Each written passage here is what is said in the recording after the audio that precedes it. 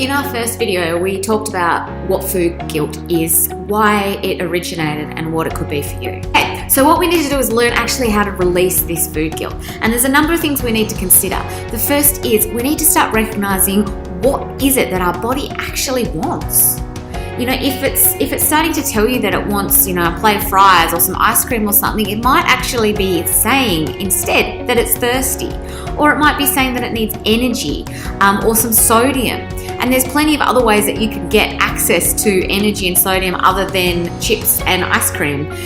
So start listening to it and look at it objectively and try and understand what your body is telling you. And the second thing is, in this society, we're bombarded with messages. You're sitting down, you're watching TV, you finish dinner, you're feeling very satisfied, and all of a sudden, in an ad break, a giant bowl of ice cream pops up on the TV, and all of a sudden, you crave that ice cream. And adverts are meant to do that. They're meant to hit you in those times when they know that you'll be feeling, oh, maybe ice cream is a good option. Instead of just acting impulsively on what you've seen on TV and that craving, stop for a second and think, firstly, do I actually want ice cream? Or do I need a glass of water? Or do I need some, a cup of tea? Then secondly, give it about 10 minutes. And if the craving's still there, well then, maybe you do want to have a piece of chocolate or a bit of ice cream, but don't eat the whole bucket of ice cream or the whole block of chocolate. Have a piece, settle down the craving, which is probably for sugar, and move on. Quite often I get sugar cravings in the evenings, and the way that I overcome it, and you might hate this idea, is I have some natural yogurt and I drizzle some honey on it, and that's enough just to stop that really, really intensive sugar craving. Or alternatively, I have a little bit of dark chocolate or a cup of tea with some honey in it. And the last thing, guys, we talked about it in the first video, start taking responsibility for your choices. If you know you're going out for dinner, and if you know that restaurant that you're going to has an incredible cheese board, or it has the most amazing risotto or the amazing cheesecake that you've ever had in your life, well, take ownership of the fact that you're going to eat that.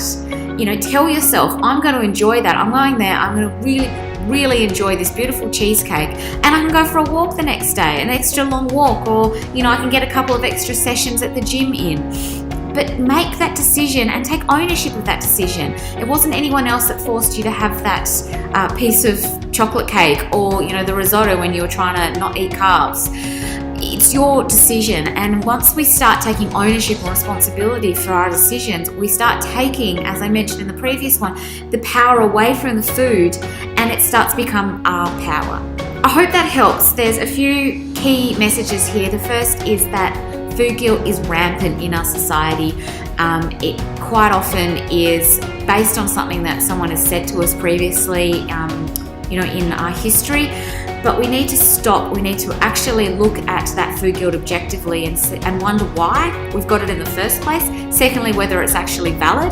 And thirdly, really consider that objective food guilt as, okay, well, maybe it is that I need a little bit of food because I'm hungry, or maybe I need some water, or maybe I do need a pick-me-up, or maybe I actually generally do have that craving for that piece of chocolate, so I'm going to have that piece of chocolate. And then the last thing, guys, which is related, is take ownership for your choices. As soon as you start to say that you are the sole responsibility for what goes in your body, and it's not external factors that are doing it to you, you start to be able to pick those better food choices and release the guilt when you have those really delicious pieces of chocolate or cheesecake or food or wine. Because food is meant to be enjoyed, and our society is built around food and entertaining and wine. So enjoy it. We can't beat ourselves up over it. We need to start recognizing that we are responsible for it and enjoy it, but don't go overboard.